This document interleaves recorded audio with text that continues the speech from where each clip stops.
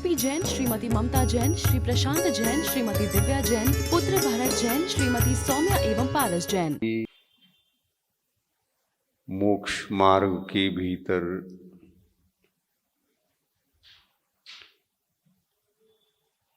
जो भव्यात्मा आत्म कल्याण हेतु प्रयत्नशील रहते हैं, उनको दो प्रकार की कामनाओं से लड़ना पड़ता है और लड़े बिना धर्म की उपलब्धि नहीं हो पाती है।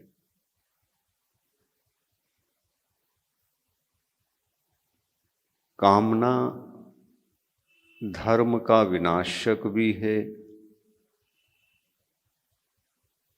और अपनी भावनाओं को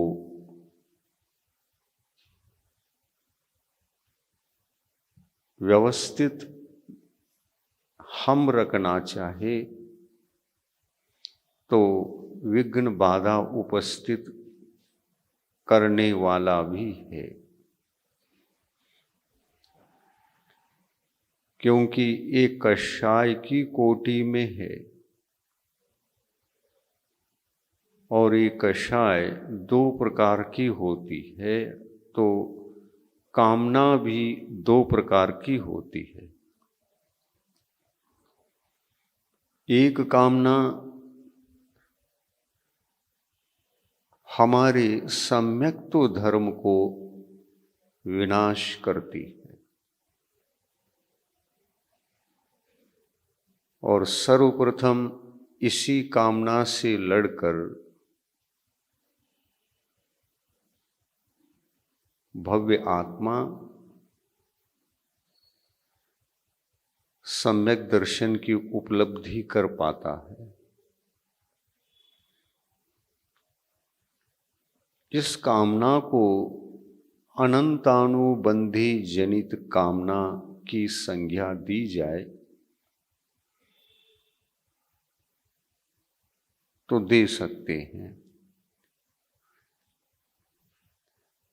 दूसरी कामना भी है,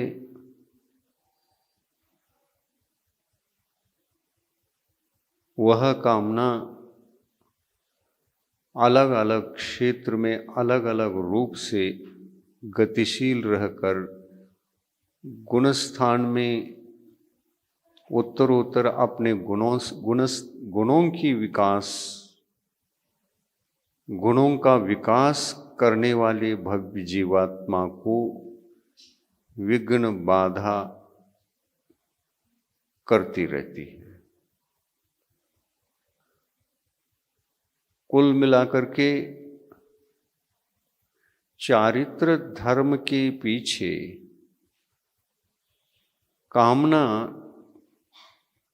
तीन प्रकार की है। अप्रत्याख्यानावर्णी कषाय के उदय से चारित्र धर्म को विनाश करने वाली कामना, यह कामना तो चारित्र धर्म को आंशिक रूप में भी उत्पन्न होने नहीं देती।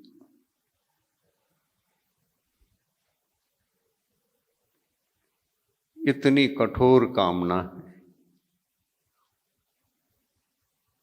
अनंतानुबंधी यदि सम्यक्त्व का विरोध करती है, अनंतानुबंधी जनित कामना हमारे सम्यक दर्शन की उत्पत्ति में या उसके उत्पन्न होने के पश्चात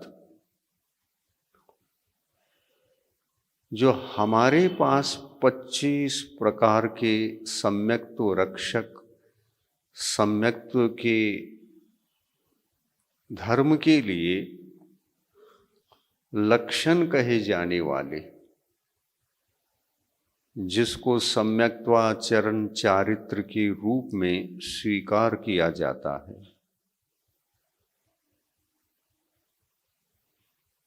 सम्यक्त्व धर्म के 25 दोष हैं।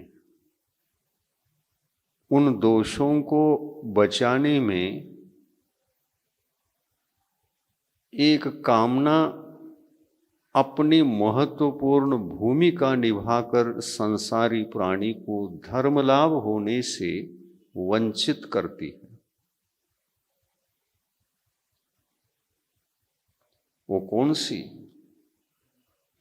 अनंतानुबंधी कषाय के उदय से हमारे जो सम्यक्त्व के लक्षण स्वरूप 8 अंग हैं,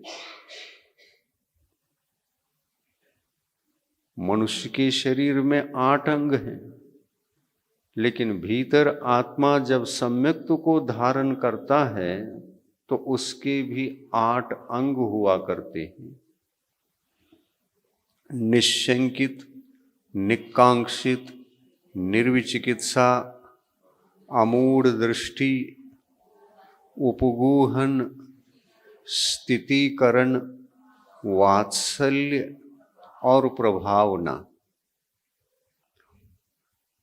प्रभावित हुए बिना प्रभावना नहीं होती।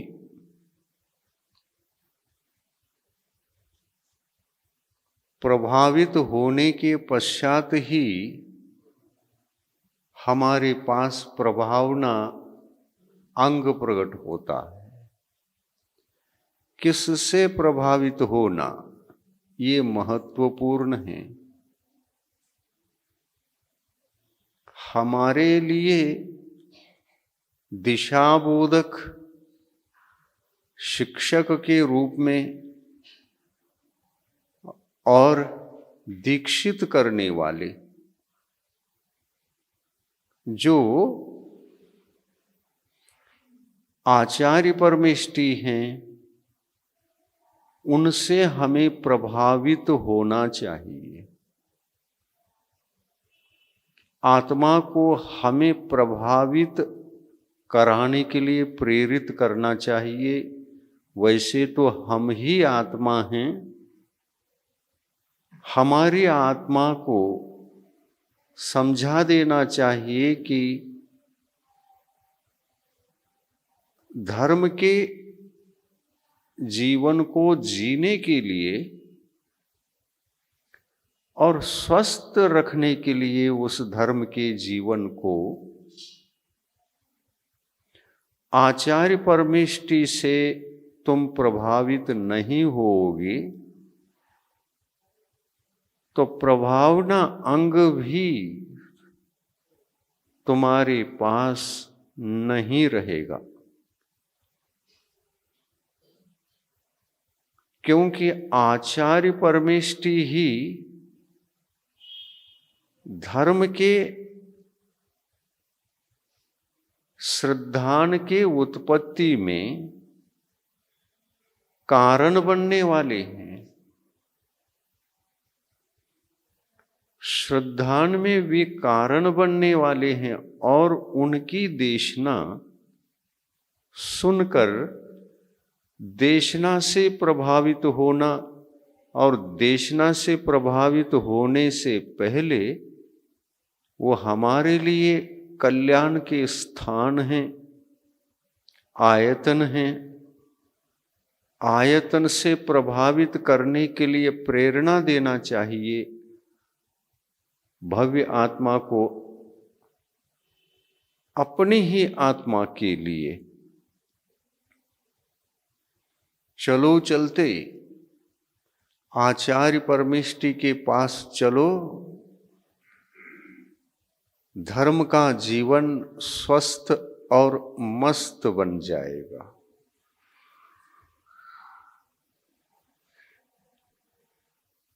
हालांकि आचार्य परमेष्टि तो एक उत्कृष्ट रूप से परमेष्टि हैं। वे धर्म का परिचय करा करके भव्य जीवात्मा को प्रभावित करते हैं। जो प्रभावित होता है वह धन्य हो जाता है,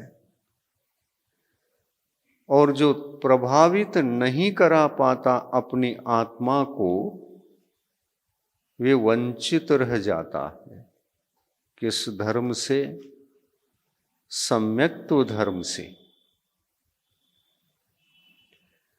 और सम्यक्त्व धर्म से प्रभावित हुए बिना और ये सम्यक्त्वाचरण के रूप में, सम्यक्त्वाचरण चारित्र के रूप में जो 8 अंग हैं, ये तो रहेंगे नहीं। और यही नहीं रहेंगे तो सम्यक दर्शन स्वरूपी धर्म भी नहीं रहेगा। और सम्यक तो धर्म ही नहीं रहेगा तो चारित्र धर्म की उत्पत्ति की हम सपना भी देख नहीं सकते। चारित्र धर्म ये अपेक्षा करता है कि सबसे पहले तुम आचार्य परमिष्टि के पास जाओ, अपने आत्मा को प्रभावित करो,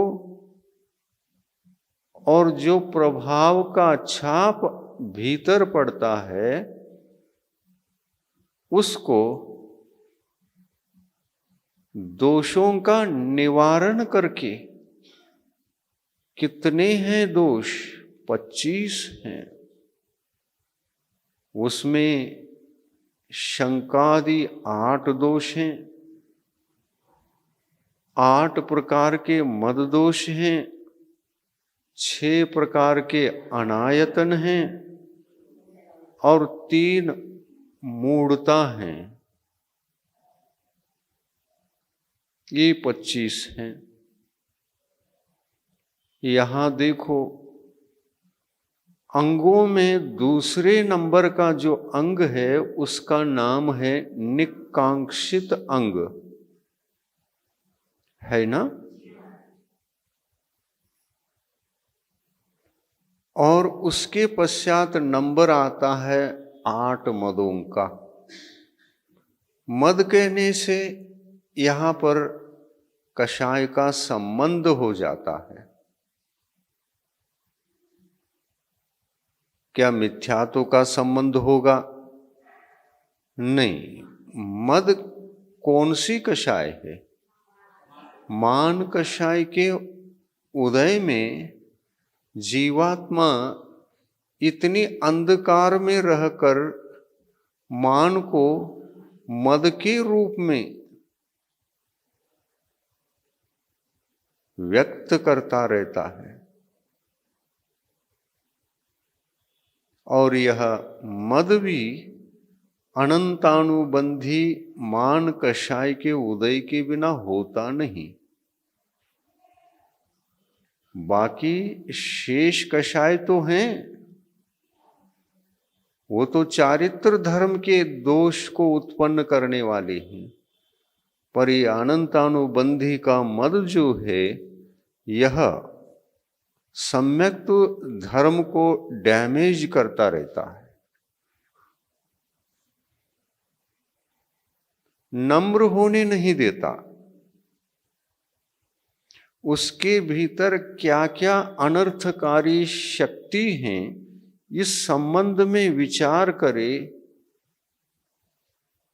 तो सभी प्रकार की कामनाओं में से जैसे सारी कामनाएं इतने कठोर नहीं हैं जितना कठोर ये अनंतानुबंधी जनित कामना है और अनंतानुबंधी जनित मान है। कामना तो अनंतानुबंधी लोभ कषाय के उदय से उत्पन्न होती है, ये निकांक्षित अंग का घात करती है। किस प्रकार से निकांक्षित अंग का घात होता है, इस बारे में थोड़ा भी हम विचार करेंगे तो पता चल ही जाता है।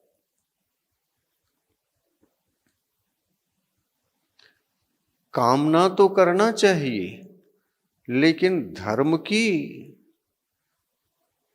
या धर्म के उत्पत्ति में बाधक विषय कषायों की, धर्म की कामना करो तो कोई धर्म के लिए धक्का नहीं मिल सकता।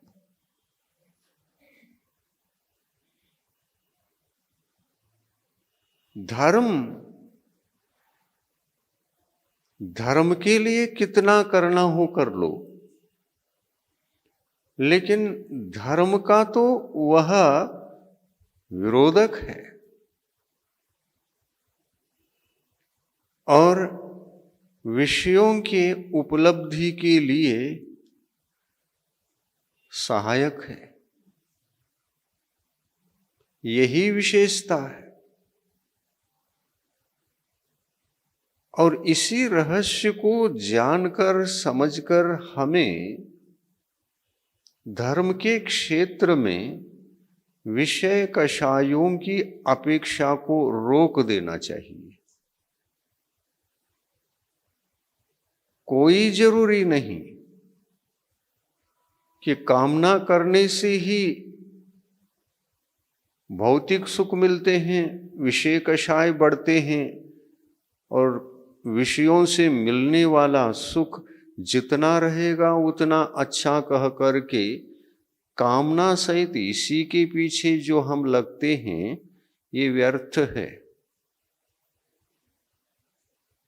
बिन मांगे मोती मिले, मांगी मिले न भीख।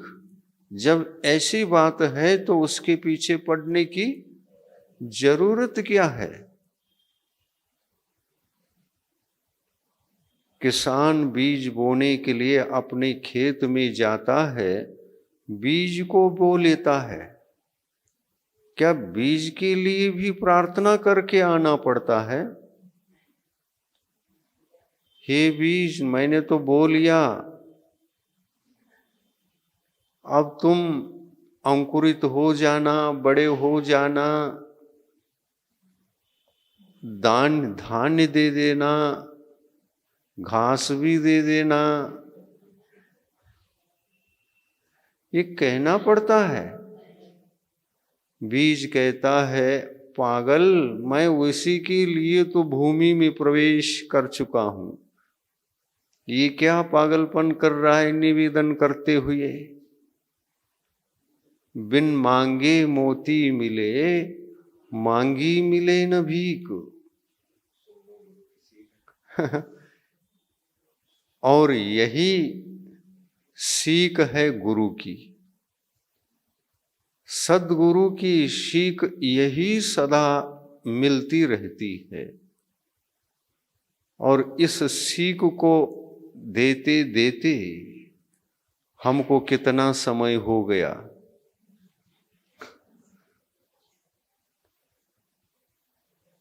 बहुत समय हो गया। और बहुत समय हुआ तो हुआ है, जितना समय हुआ है उसमें इन्हीं बातों को सुन करके भव्य जीवों के चिंतन मनन में एक निखार आ रहा है।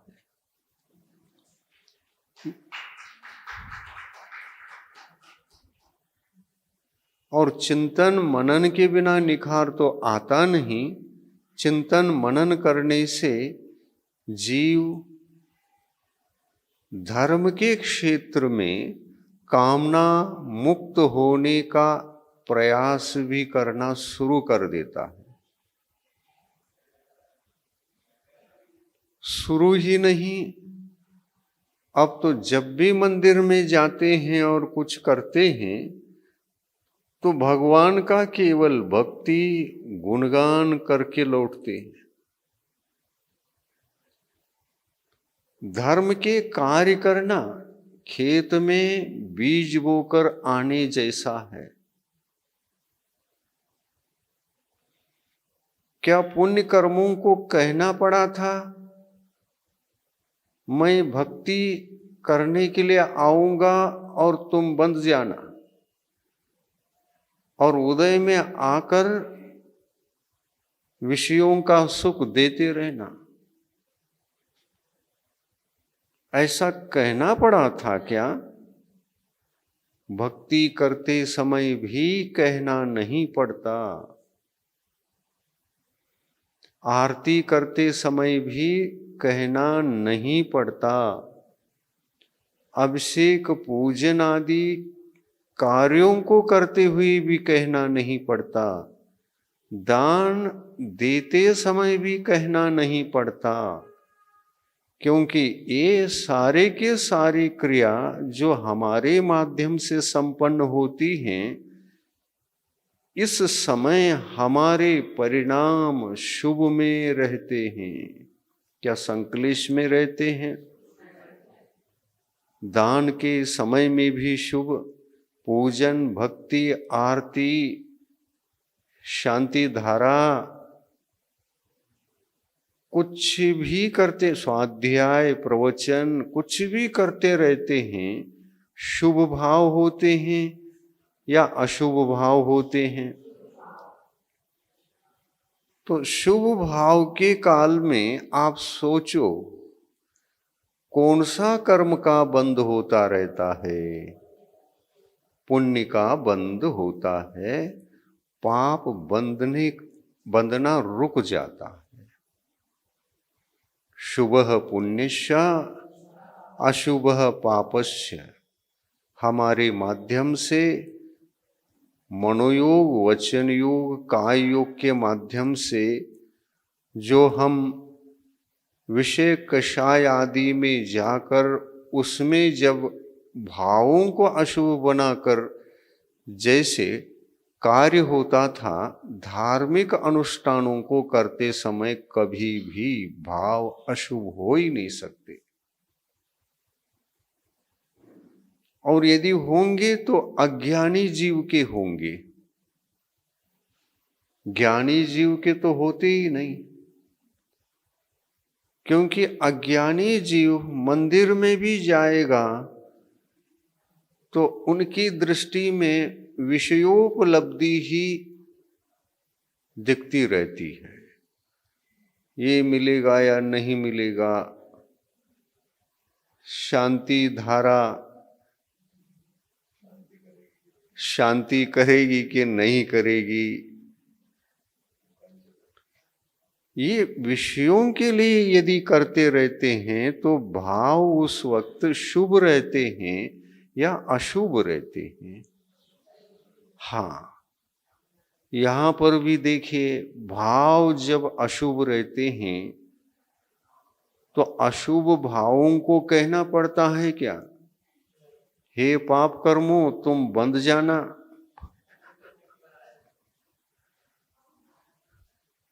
यहाँ पर भी कुछ कहे बिना पाप कर्म का आश्रव और बंध होता रहता है, ये अनुभव गोचर है सबको। और भाव जब शुभ हो, यह भी अनुभव गोचर है कि भाव शुभ है तो मुझे तो पुण्य बंधना ही चाहिए, ऑटोमेटिक पुण्य का बंध होता ही है। और हाथ जोड़कर भगवान को और इन क्रियाकलापों को, इन शुभ भावों को निवेदन करने की क्या जरूरत है कि हमको पुण्य बंधे।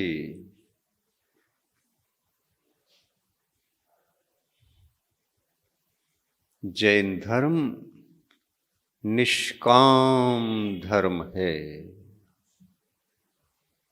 उसका लक्षण ही निष्काम। इस निष्काम धर्म की उत्पत्ति होने पर ही आत्मा मोक्ष मार्ग पर लग सकता है, धर्मात्मा बन सकता है। धर्मात्मा बनने के लिए शुभ भाव अशुभ भाव, ये दो प्रकार के भाव ही इसमें निमित्त पड़ते हैं। भाव अशुभ है, विषय कषायों से जुड़कर वे भाव मलिन हो चुके हैं और विषय को ही मांगने में वे भाव लगे हुए हैं, तो वो भाव को आप शुभ कैसे कह सकते हैं? अशुभ भाव। प्रैक्टिकली एक उदाहरण देखिए आप। यहाँ प्रवचन सुनने के लिए आप बहुत दत्तचित्त होकर के एकाग्र मन से विषय को समझते हुए सुन रहे हैं। क्या घर की ओर ध्यान है? विषयों की ओर ध्यान है? नहीं है ना? नहीं है। और ये प्रवचन सुनना शुभ कार्य है कि अशुभ कार्य? शुभ कार्य करते समय आत्मा के भाव शुभ होते हैं कि अशुभ? शुभ ही होते हैं। और भाव यदि शुभ है तो पुण्य से कुछ निवेदन करना नहीं पड़ता। पुण्य और पुण्य के फल में जो अपेक्षा करता है वह आत्मा अनंतानुबंधी कषाय के उदय में पीड़ित है।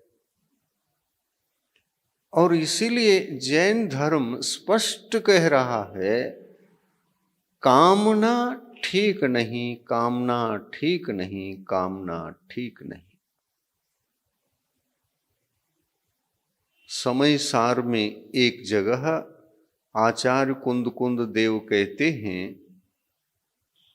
रत्तो बंधधि कम्मम।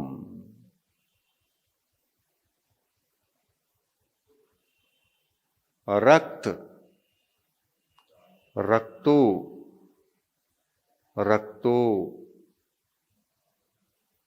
कम्मम बदनाति। जो रागी है, आसक्त है, विरक्त नहीं, आसक्त है, उसको रक्त कहते। रक्तो तपोरक्त है, कहाँ है ना? ज्ञान ध्यान तपोरक्त है। ज्ञान में, ध्यान में, तप में रक्त यानी तल्लीन, सदा तल्लीन रहते। ऐसा ही ज्ञान ध्यान तप में जैसे साधु तल्लीन रहते हैं, यहाँ पर भी कामना ही काम कर रही है। लेकिन यह कामना धर्म विनाशक नहीं, आत्म सिद्धि, आत्मा के गुणों में तरक्की और अभिवृद्धि के क्षेत्र में यह आसक्ति काम कर रही है। धर्म में आसक्ति, तप में आसक्ति, ज्ञान में आसक्ति और ध्यान में आसक्ति, यह आसक्ति धर्म की आसक्ति है। ध्यान भी धर्म है, ज्ञान भी धर्म है,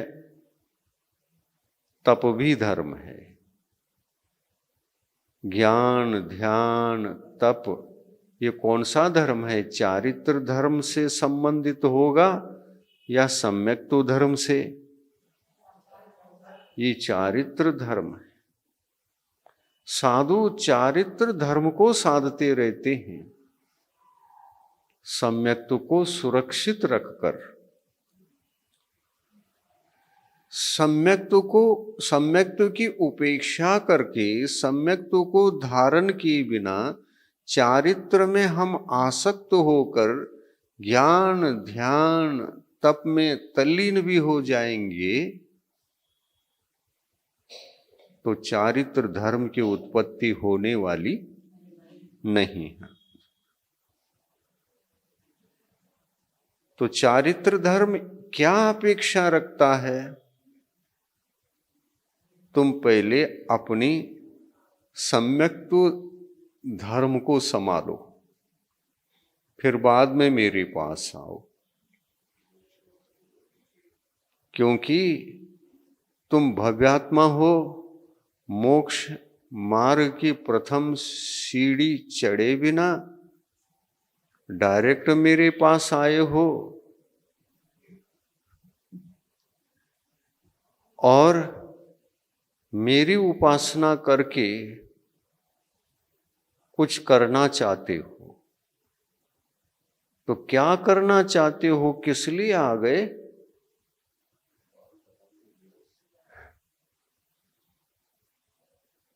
बाल तप करना है क्या?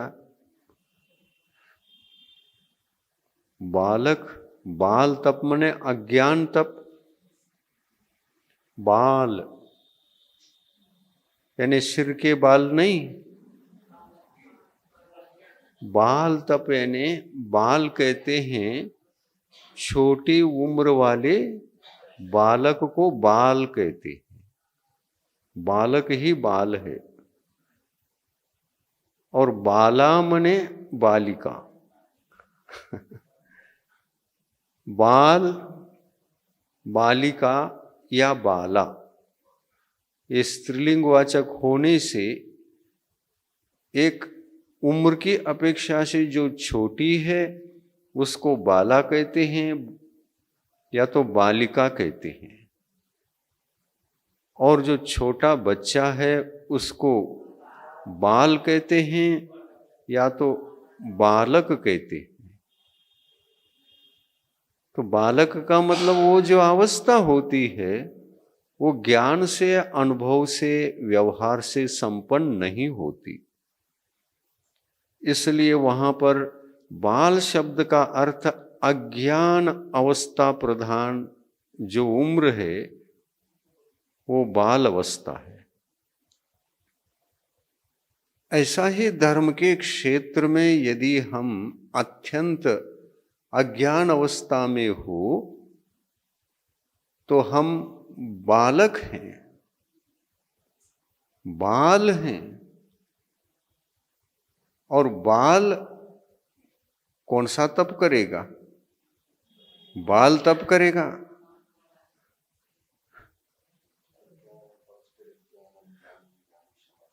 हाँ, बाल है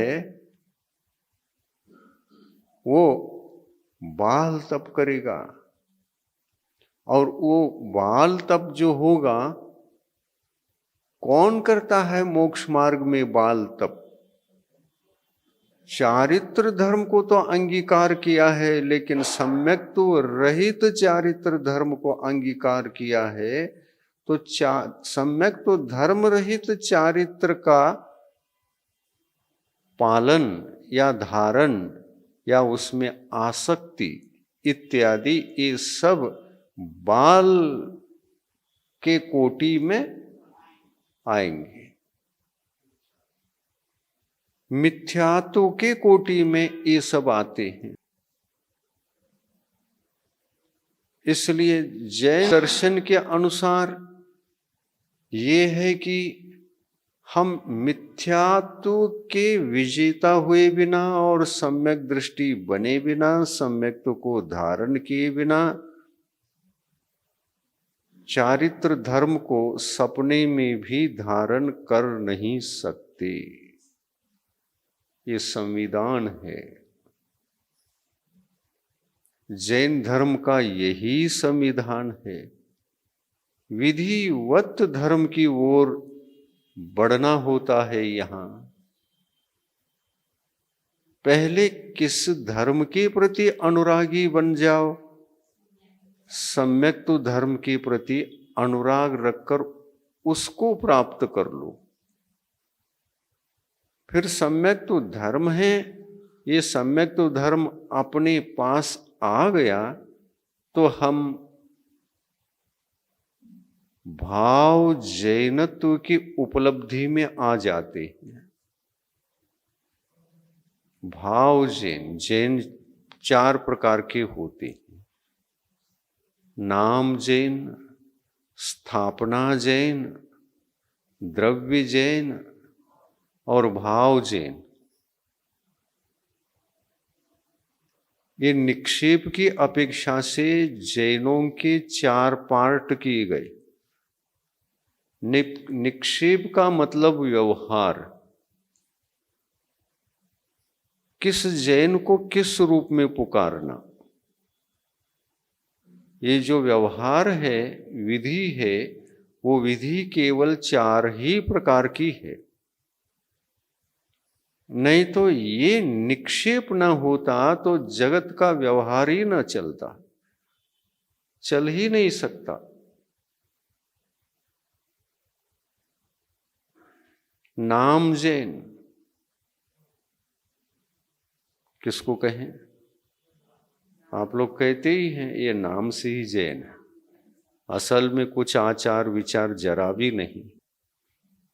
नाम जैन का मतलब नाम से हम जैन कहलाते हैं। स्थापना जैन, हम जैन नहीं थे,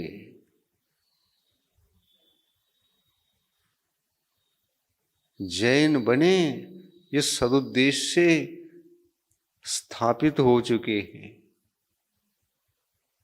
आओ, जैन बनना चाहो तो आओ। समाज के भीतर उनको स्वीकार किया। ये स्थापना जैन है। फिर भी यहां अभी जैन नहीं बना जब तक वह व्यक्ति सम्यक दर्शन की भूमिका में आकर सम्यक तो धर्म को ग्रहण नहीं करता, तब तक भाव जैन नहीं बन सकता। स्थापना जैन है, अभी अभी आया, कुछ पता नहीं था, लेकिन भावना थी कि मैं जैन बन जाऊं। जैन बनने का अर्थ होता है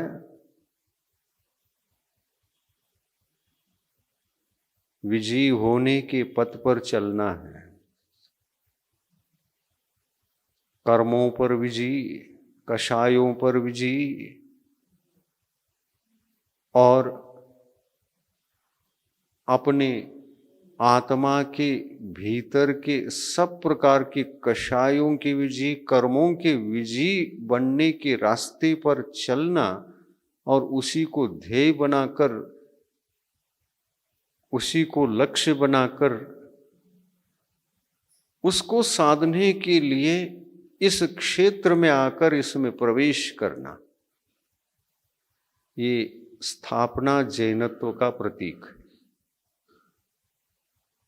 और फिर ऐसा कुछ हम आ गए, प्रवेश कर गए, तो लोग कहने लगते हैं ये जैन हो गया, इसका नाम है जैन। भले ही नाम की अपेक्षा से जैन कहलाओ, और अपेक्षा रखते हुए मैं विजयी बन जाऊंगा, इस भाव से अपेक्षा रखते हुए यदि गेट के भीतर आ गए, परिधि के भीतर आ गए, तो स्थापना जैन भी हो गए। और स्थापना जैनत्व होने के बाद हमारे जीवन में नाम की अपेक्षा से जैन हो गए, और यहाँ आने से स्थापना जैन भी बन गए। लेकिन अब शेष द्रव्य जैनत्व को तो कम से कम प्राप्त करना आवश्यक है। द्रव्य का मतलब द्रव्य, 8 प्रकार के द्रव्य, पूजन द्रव्य नहीं। यहाँ द्रव्य मतलब बाह्य आचार विचार, पहले उनको स्वीकार करो। ये द्रव्य जैनत्व का प्रतीक है। बाह्य आचरण को द्रव्याचरण कहते हैं ना। द्रव्य चारित्र, भाव चारित्र, द्रव्य श्रुत, भाव श्रुत, ये द्रव्य शब्द का क्या अर्थ है? बाह्य, आत्मा से भिन्न बाहरी आचार विचार को द्रव्य कहते हैं। तो द्रव्याचरण के लिए भी कुछ त्याग करना पड़ता है।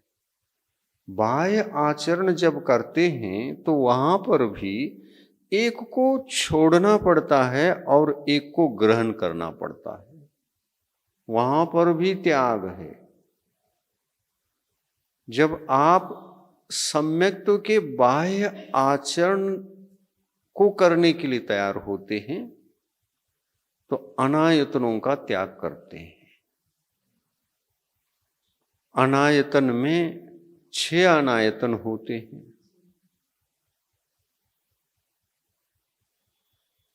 कुदेव, कुगुरु, कुशास्त्र, और उनके भक्त, उनके मानने वाले, उनके श्रद्धालु भी आपके विषय नहीं है, क्योंकि आप सम्यक्त्व को प्राप्त करने का लक्ष्य बनाकर सम्यक्त्व की ओर बढ़ रहे हैं। तो आपको कुदेव, कुगुरु, कुशास्त्र, उनके भक्त आदि कुछ भी काम में आने वाले नहीं हैं। इसलिए अनायतन है। हमारे काम कार्य सिद्धि में जो सहायक बन ही नहीं सकते वे अनायतन हैं, और हमारे कार्य सिद्धि में जो सहायक हो सकते हैं वे आयतन कहलाते हैं। जैसे दिगंबर मुनि महाराज देखिए, वे चारित्र धर्म को स्वीकार करके चारित्र धर्म के पालन के लिए जो जो चाहिए उसी को लेते हैं,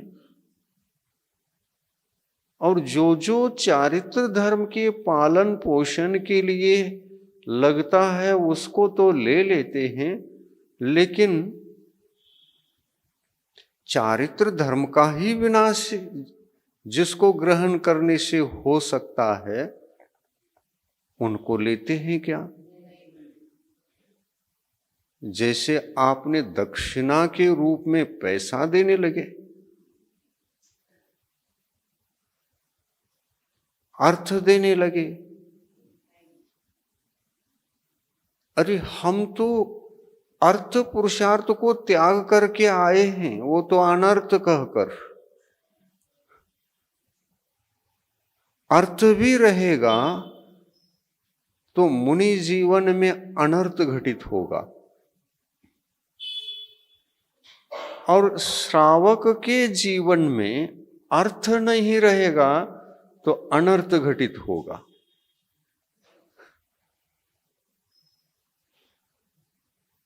ऐसा है, उल्टा है बिल्कुल। क्योंकि अर्थ असंयम की ओर ले जाने वाला साधन है, चारित्र धर्म का वह विनाशक है। इसलिए परिपूर्ण रूप से चारित्र धर्म को जन्म देने के लिए और उसके पालन पोषण के लिए जो लक्ष्य बनाते हैं वे साधु हैं, और जो अर्थ को भी रखकर सम्यक्त्व धर्म को धारण कर अर्थ के साथ साथ चारित्र धर्म को भी कुछ अंशों में प्राप्त करने की भावना को लेकर जब धर्म के क्षेत्र में कदम रखते हैं तो उनको पंचम गुण स्थान की उत्पत्ति होती है। पंचम गुण स्थान में अर्थ भी है तो धर्म भी है, लेकिन परिपूर्ण नहीं। जब तक अर्थ रहेगा, चारित्र धर्म अपरिपूर्ण ही रहेगा। किंतु साधु का जीवन अपने जीवन में अर्थ एक अंश में भी रखे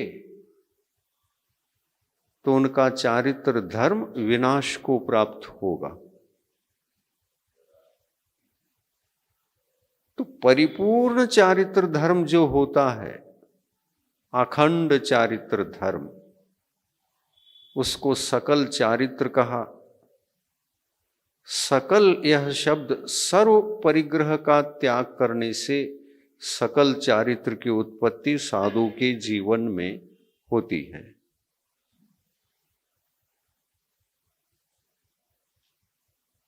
आपका अनुरत सकल नहीं, विकल है,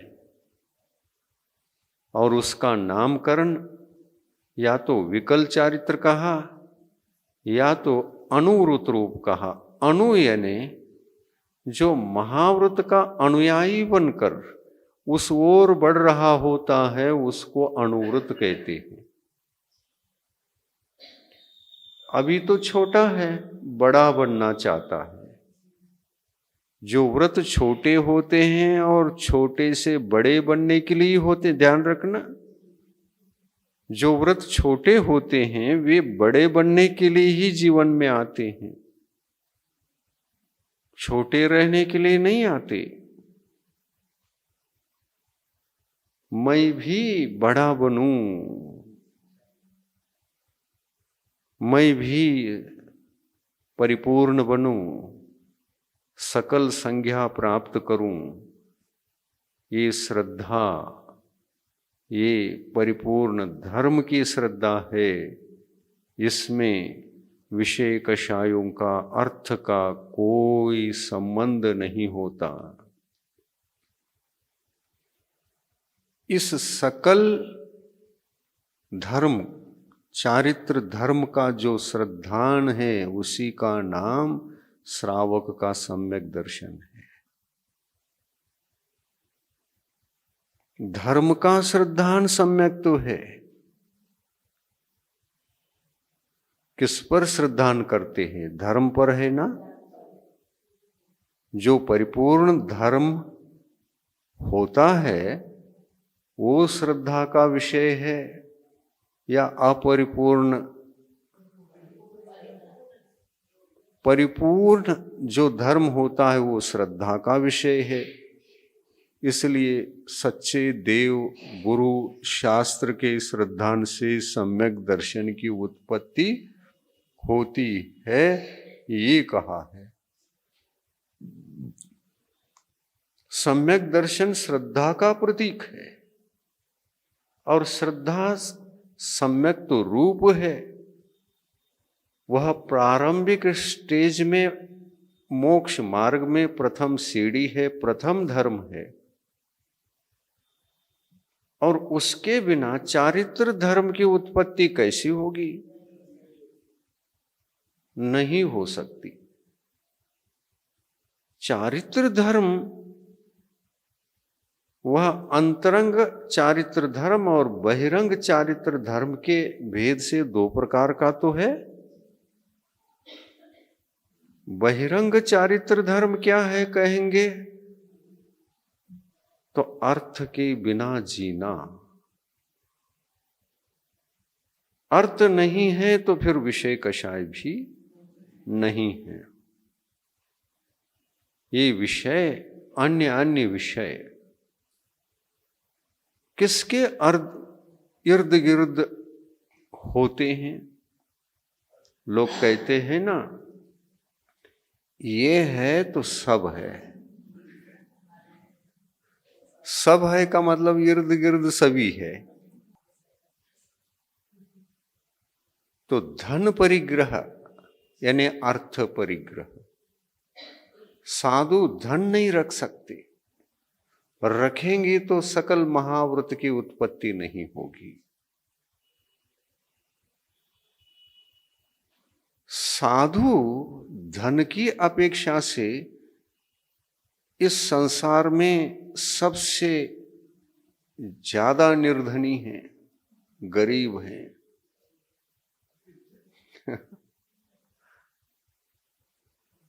जिनके पास एक पैसा भी नहीं, वो कौन? हाँ, जिनके पास कौड़ी नहीं,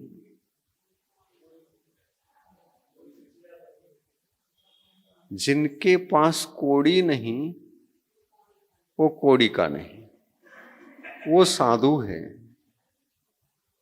जिनके पास कौड़ी नहीं वो कौड़ी का नहीं कहना ये साधु के लिए है। नहीं, सुनो, मेरे पास कौड़ी हो तो मैं कौड़ी का बचूंगा क्या? मेरा चारित्र धर्म भले ही बाहर से हो, लेकिन मेरे पास कोई कौड़ी आ गई, कौड़ी का मतलब अर्थ है यहां धन है। साधु के पास एक कौड़ी के बराबर भी जरा भी अर्थ आ गया तो हमारा चारित्र धर्म कौड़ी का नहीं कहलाएगा, उसकी कीमत ही नहीं है, उससे भगवान बन ही नहीं सकते हो। कर्मों का संवर और निर्जरा अंश मात्र में भी नहीं कर सकते। जो छठे सप्तम गुण स्थान में आने के बाद कर्म की निर्जरा होती है वो जरा भी नहीं होगी। निर्जरा की मात्रा प्रत्येक गुण स्थान में बढ़ती भी जाती है तो संवर की मात्रा भी बढ़ती जाती है। एक अविरत सम्यक दृष्टि गृहस्थ, वो अविरत सम्यक दृष्टि हुआ तो उसको अविरत क्यों कह रहे हैं? वहां धन परिग्रह है इसलिए अविरत है, क्योंकि धन परिग्रह असंयम का उत्पादक है, असंयम को जन्म देता है। और धन को ही शून्य कर देंगे तो धर्म बचता है। और इसीलिए साधु धन नहीं रख सकते, धर्म का विनाश न हो इसलिए धन नहीं रखते। तपोधन को रखते हैं, तपोधन बन करके। तप भी धन है ना, वो धर्म क्षेत्र का धन परिग्रह है। और सिद्ध भगवान, अरहंत भगवान तो इसको भी नहीं रखते। वे तपोधन नहीं हैं। तपोधन को तब तक रखना पड़ता है जब तक हम अंतरात्मा परमात्मा न बने। हम अंतरात्मा परमात्मा न बने, सकल परमात्मा न बने और विकल परमात्मा न बने, तब तक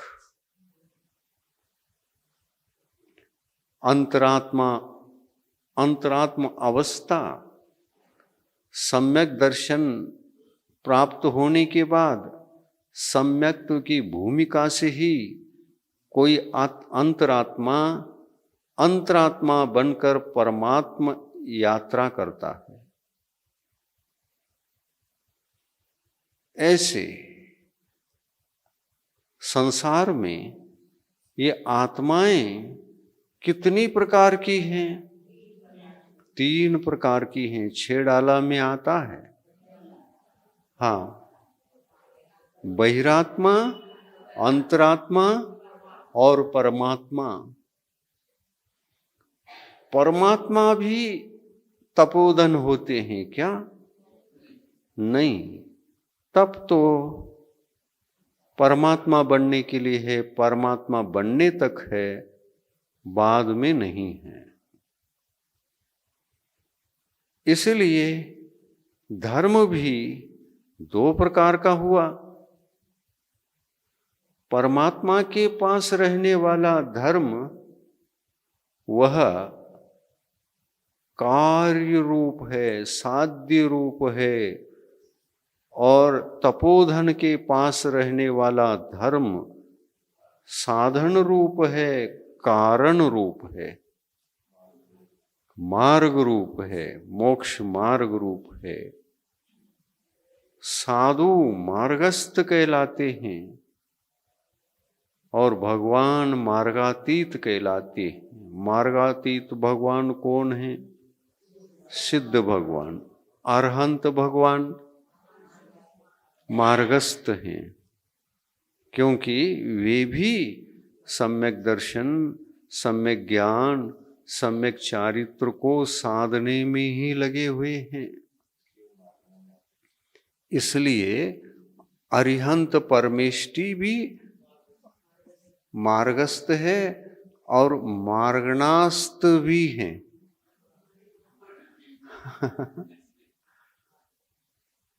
गुणस्थान मार्गना, संयम मार्गना, सम्यक्त्व मार्गना। ये मार्गना क्या है? मृग्यते, अन्विष्यते,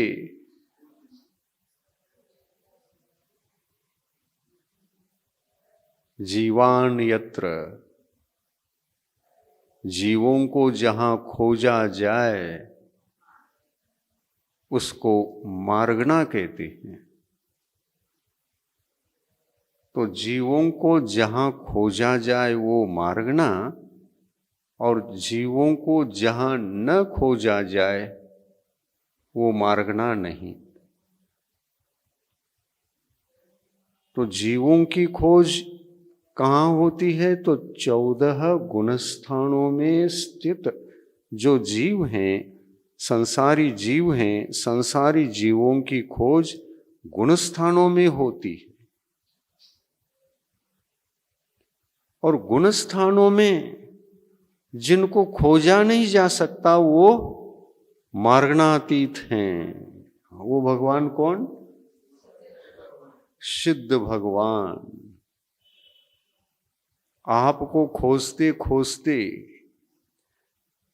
विदिशा में आकर आपको खोजते खोजते आ गए। आपको ही तो खोजना है ना, लेकिन आपको खोजने के लिए पहले आपके घर को खोजना पड़ता है।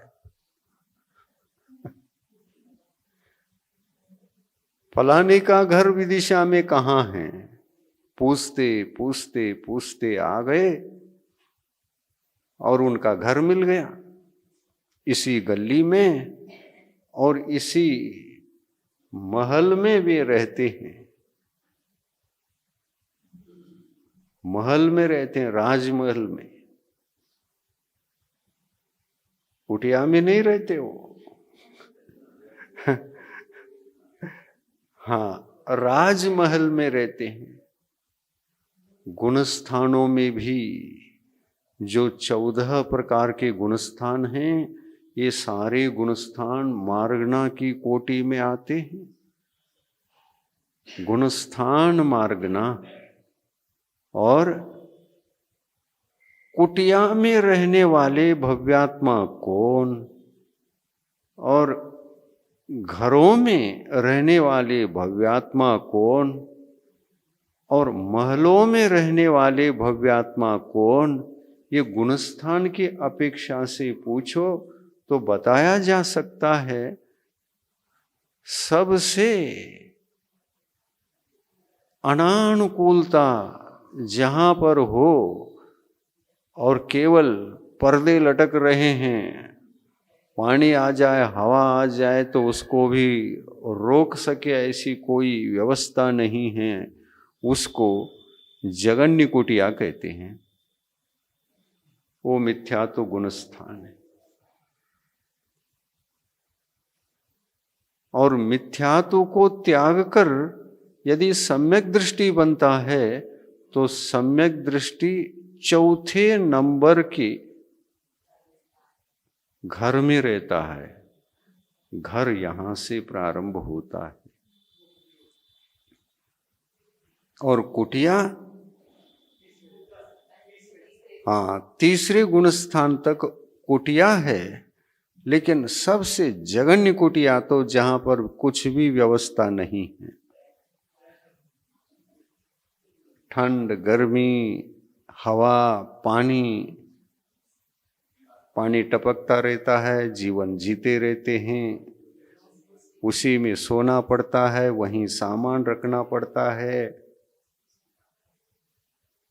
ये मिथ्या तो गुणस्थान की गरीब की कुटिया है। धर्म की अपेक्षा से सबसे ज्यादा गरीब अगर है तो पहले गुणस्थान वाला जीव है, गरीबी है।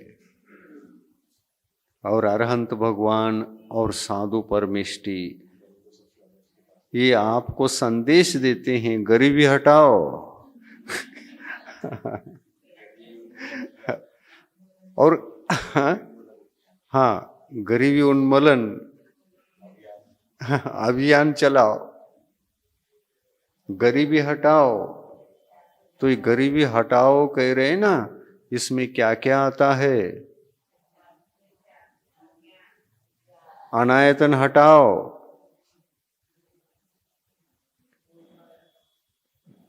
धर्म चाहिए हो तो पंथ हटाओ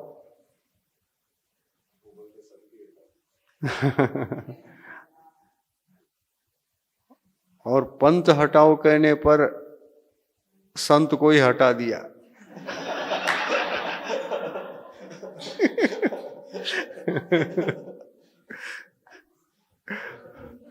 और संत कहते हैं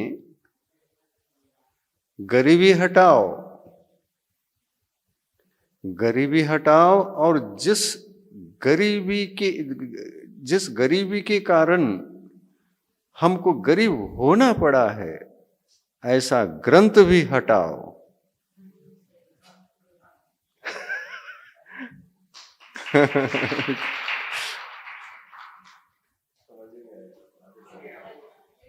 साधु ने ऐसा संदेश दिया और अपन ने क्या किया? ग्रंथ हटाओ ये सुनाई नहीं दिया उनको, संत हटाओ सुनाई दिया शायद। तो उन्होंने संत को हटा दिया, ग्रंथ को नहीं हटाया, ग्रंथ बच गया। जो ग्रंथ गलत हुआ करते हैं, आत्म कल्याण के लिए, आत्म कल्याण के क्षेत्र में काम में नहीं आ सकते, वे अनायतन की कोटि में आते हैं।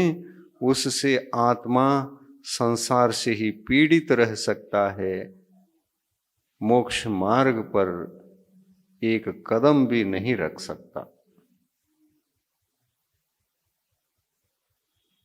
तो ग्रंथ रखो अपने साथ। जो ग्रंथ भगवान की वाणी है, आगम के अनुसार है, आगम का जैसा संविधान है, उन ग्रंथों को रखो। वे ग्रंथ भी आयतन की कोटि में कहलाते हैं और आयतन के अनुसार आयतन बनकर मोक्ष मार्ग में जो चल रहे होते हैं, ऐसे संत भी आयतन होते हैं। और इन दोनों प्रकार के समझ गए हम तो।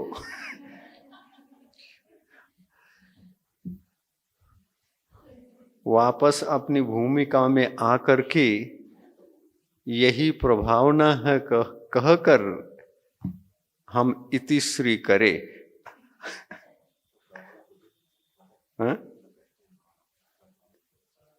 प्रप्रकष्ट रूपेण भावना यत्र घटते, प्रप्रकष्ट रूपेण उत्कृष्ट रूपेण रत्नत्रय स्वरूप रूपो भावना यत्र अस्ति, यत्र घटते यस्मिन् आत्मनि घटते तत्र प्रभावना भवति।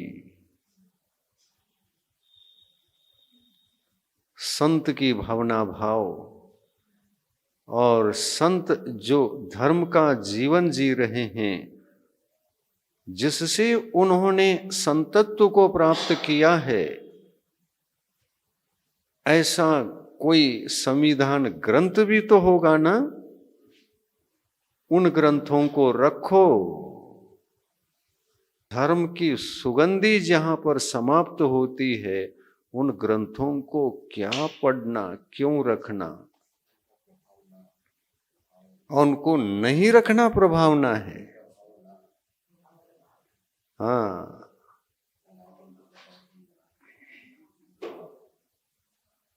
उनको नहीं रखना, नहीं पढ़ना, क्योंकि वही पढ़ते रहोगे तो धारणा वही बनेगी, और धारणा जैसी बनेगी, गलत की ही धारणा बन गई तो गलत की ही हम पुष्टि करते करते पूरा जीवन निकालेंगे, तो हमारा यह मनुष्य भाव एक और नष्ट होने वाला है, व्यर्थ जाने वाला है।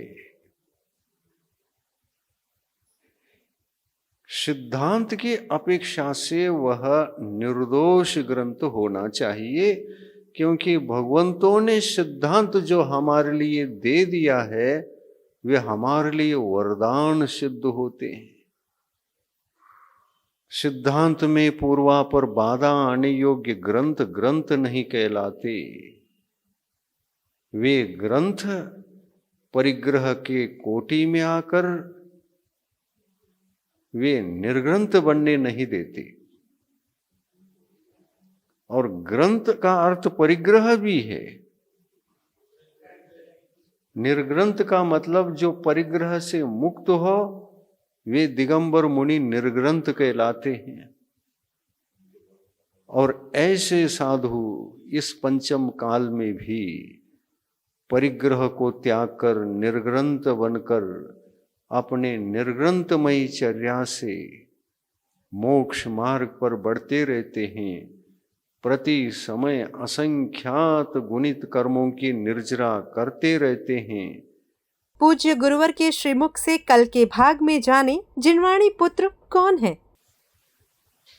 जैन शासन में और जैन परंपरा में जितने भी इतिहास में हमारे महापुरुष हुए हैं और गुरुजन हुए हैं, वे सारे सद्गुणों की आराधना करके वे दोष मुक्त हो गए। इस कार्यक्रम के पुण्यार्जक हैं श्री आर.पी. जैन, श्रीमती ममता जैन, श्री प्रशांत जैन, श्रीमती दिव्या जैन, पुत्र भरत जैन, श्रीमती सौम्या एवं पारस जैन।